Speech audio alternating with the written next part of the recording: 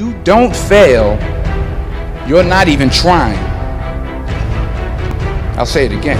If you don't fail, you're not even trying. My wife told me this great expression.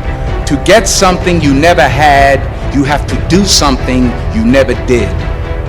Les Brown's a motivational speaker. He made an analogy about this. He says, imagine you're on your deathbed, and standing around your deathbed are the ghosts representing your unfulfilled potential.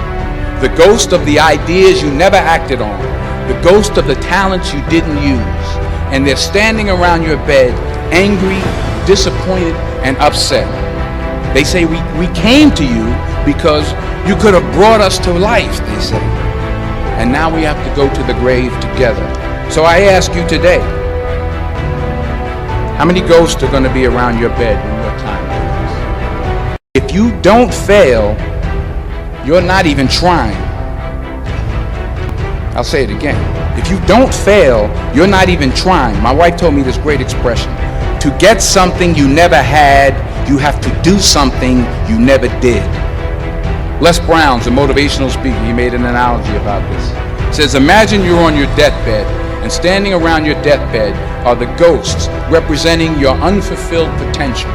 The ghost of the ideas you never acted on. The ghost of the talents you didn't use. And they're standing around your bed, angry, disappointed, and upset. They say, we came to you because you could have brought us to life, they say.